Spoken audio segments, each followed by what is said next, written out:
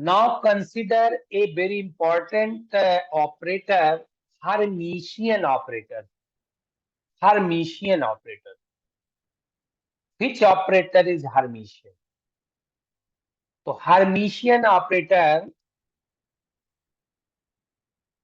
किसी भी कोई भी ऑपरेटर अगर अपने कॉन्जुगेट को एडजॉइंट को सेम बनाए रखता है, मतलब उसका अगर हम एडजॉइंट ले लें लेकिन उसकी वैल्यू में कोई फर्क ना आए, तो हम उस ऑपरेटर को हर्मिशियन ऑपरेटर कहते हैं।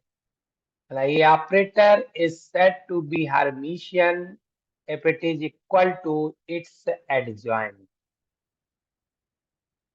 This or this. Then the operator A is called Hermitian. Very important, very easy definition. In other way, a linear operator is a Hermitian if satisfy this property. कोई भी operator Hermitian होगा, linear operator, अगर ये property satisfy हो। क्या लिखा है इस प्रॉपर्टी में? एक टर्म लिखा है ए साई, ए साई और A psi, A means operator, psi means wave function, और स्टार लगा है और साई बीटा। क्या हो गया? जो ये टर्म छूटा हुआ था साई, इसमें आ गया स्टार, और जिसमें स्टार लगा था उससे हट गया। मतलब ये कॉन्जुगेट की बात आ रही। ए साई होल का स्टार साई बीटाउ is equal to psi star A psi beta. If this property is satisfied, then the operator A is called Hermitian. लेकिन अगर ये वैल्यू सेटिस्फाई होगी, माइनस ए हो जाएगा इस जगह, तो ये ऑपरेटर एंटी हर्मिशियन कहलाएगा। एंटी हर्मिशियन मतलब आपको सारी प्रॉपर्टी, आपको यहाँ माइनस हो जाएगा, यहाँ माइनस हो जाएगा, यहाँ माइनस हो जाएगा, मतलब ये सेटिस्फाई ही नहीं करेगा, तो ये एंटी हर्मिशियन हो जाएगा।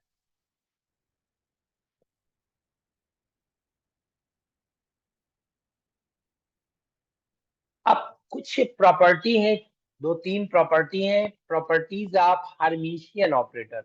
हर्मिशियन ऑपरेटर की दो तीन बड़ी इंपॉर्टेंट प्रॉपर्टी है। पहली प्रॉपर्टी है कि जो आइगेन वैल्यूज है हर्मिशियन ऑपरेटर की, वो रियल होती है। पहली प्रॉपर्टी। पहला तो बड़ा इजी लिखा है कि the sum of two Hermitian operator is also Hermitian. अगर कोई दो हर्मिशियन ऑपरेटर ले लो और प्लस कर दो तो वो भी हर्मिशियन है। दूसरा लिखा है कि product of commuting Hermitian operator, मतलब जैसे ए हर्मिशियन है, बी हर्मिशियन है, तो इसका जो कम्यूटेशन है ये भी हर्मिशियन है। मतलब अगर हमारे पास कोई दो ऑपरेटर हर्मिशियन है तो उनकी जो कम्यूटिंग वैल्यू है वो भी हर्मिशियन होगी। This is a second property. अब ये प्रॉपर्टी तो मुझे प्रूव करने की जरूरत नहीं है, क्योंकि दो आप ए और बी ले लीजिए, ए प्लस बी करोगे तो भी। दूसरी प्रॉपर्टी को प्रूव करना है। दूसरी प्रॉपर्टी में हमने मान लिया कि मेरे पास ए और बी दो ऑपरेटर हैं और कम्यूटिंग प्रॉपर्टी को फॉलो करते हैं। इसका ना ए बी बराबर B A B equal to B A, क्योंकि ए बी कम्यूट करने का मतलब जीरो, और इसका मतलब होता है A B minus B A is equal to zero, या A B is equal to B. Now consider an integral. ये इंटीग्रल कंसीडर करते हैं अपनी तरफ से, psi star A B phi d tau. अब हम पहली बात कहते हैं कि मेरा ए हर्मिशियन है। अभी मैंने पिछली प्रॉपर्टी में कहा है कि अगर आपने कहा, ये मेरा लिखा हुआ है, आपने कहा मेरा ए हर्मिशियन है, तो आगे जाकर के ए इसके साथ चला जाएगा। तो देखिए psi star A Sai data हुआ। तो अब आप यही प्रॉपर्टी यहां लगाइए। आपने कहा मेरा ए हर्मिशियन है, तो ए को इसके साथ हो जाना चाहिए, इसके साथ जो ये नहीं, जिसमें नहीं ब्रैकेट बंद है, तो वो उसके साथ हो जाना चाहिए। तो ये चीज क्या हो गई, ये हो गई ए साई का स्टार बी फाइव डेटा हो। इसी प्रॉपर्टी को मैं बता रहा हूं, ये प्रॉपर्टी देखिए यहां पर आपका साई है, यहां पर मेरा साई है। अब ये ए इसके साथ लग जाएगा आगे, ए साई हो जाएगा, psi star A psi beta हो। वही प्रॉपर्टी यहां लगी हुई है। तो वो psi star A B phi है, हम ए को हर्मिशियन कहेंगे तो ए साई के साथ आ जाएगा, साई स्टार के साथ। A psi star B phi beta हो। अब आप कह रहे हो बी हर्मिशियन है, तो बी को भी इसी के साथ ले लो। तो बी हर्मिशियन है तो इसको बी को इसी के साथ ले लो। अब अकेला बचा फाइव। अब बी ए को आप ए बी कहते हो, तो आपका ए बी हो गया बी ए की जगह पर। अब साई स्टार ए बी और फाइव बीटा हो, और यहाँ लिखा A B psi star phi beta हो। इसका मतलब ए बी हर्मिशियन है, क्योंकि देखिए यहाँ ए बी इसके साथ लिखने जा रहे हैं, पहले वाले के साथ मिलाने जा रहे हैं, इसका मतलब ए बी हर्मिशियन है। ये आपकी प्रॉपर्टी पूछी जाती है, बड़ी इंपॉर्टेंट है।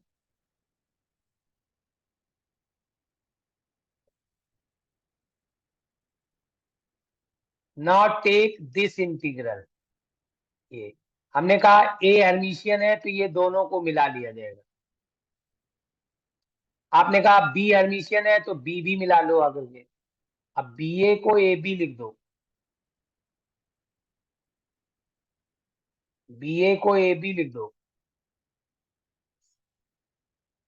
A B. इसका मतलब इस इक्वेशन के आधार पर ए बी हर्मिशियन।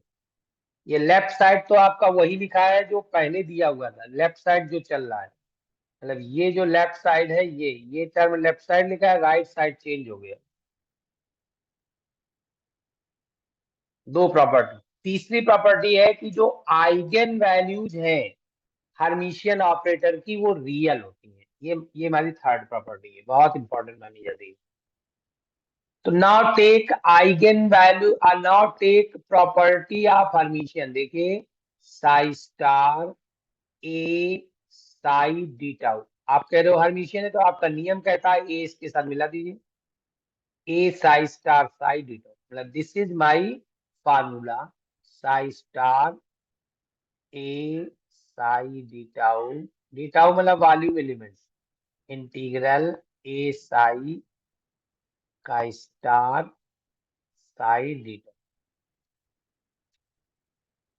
अब ए साई को लेमडा एक्स लेमडा साई लिख दीजिए, ए साई को, इस ए साई को लेमडा साई लिख दीजिए, इस ए साई, और इसको भी लेमडा साई लिख दीजिए,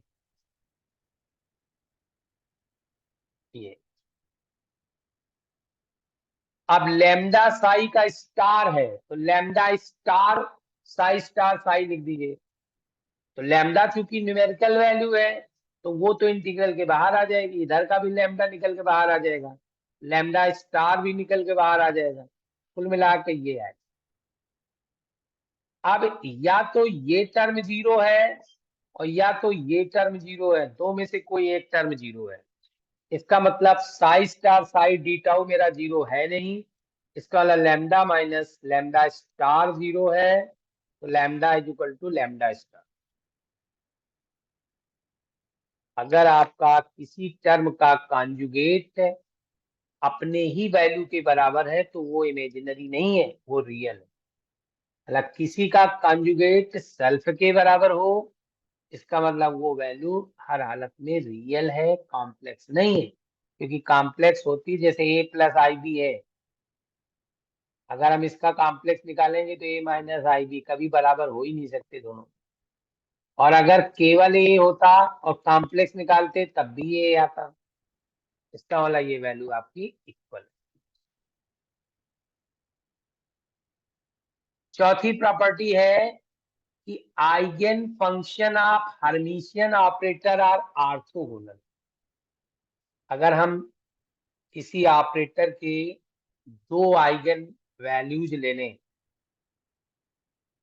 लैम्डा 1 और लैम्डा 2, और दोनों वैल्यू अलग अलग हो, सेम ना हो, तो दोनों के जो आइगन फंक्शन है साई 1 और साई 2 वो ऑर्थोगोनल होंगे। ये प्रॉपर्टी हमारी।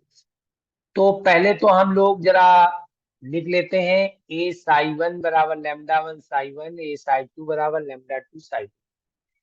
एक ऑपरेटर है जिसके दो आइगन वैल्यूज हैं, लैम्डा 1 एंड लैम्डा 2, और दो वेव फंक्शन है साई 1 एंड साई 2।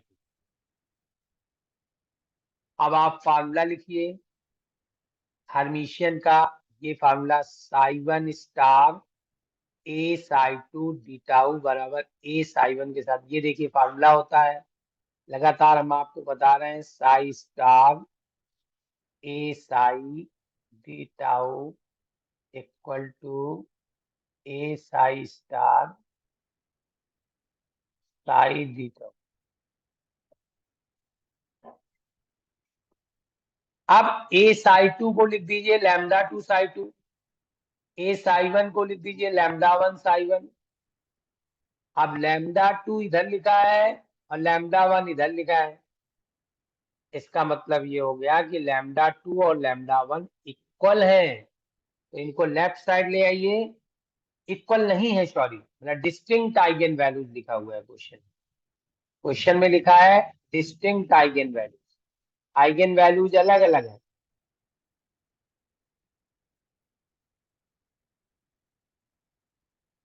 तो अगर दोनों को एक तरफ ले आएंगे और ये वैल्यू अलग है, ये दोनों माइनस होकर के जीरो नहीं हो सकते। ये जीरो नहीं हो सकता क्योंकि दोनों वैल्यू अलग अलग है। इसका मतलब जो दूसरा टर्म है वो जीरो बराबर है, मतलब दिस टर्म इज जीरो। और इसका मतलब ये ऑर्थोगोनल है। किसी वेव फंक्शन का कॉन्जुगेट दूसरे वेव फंक्शन के कॉन्जुगेट से मल्टीप्लाई करके, दूसरे वेव फंक्शन से मल्टीप्लाई करके इंटीग्रेट कर दिया जाए, और अगर जीरो आता है तो वो हमारा ऑर्थोगोनल होता है। और अगर वन आता है तो वो वैल्यू हमारी नॉर्मलाइज होती है। ये बड़ी इंपॉर्टेंट प्रॉपर्टी थी।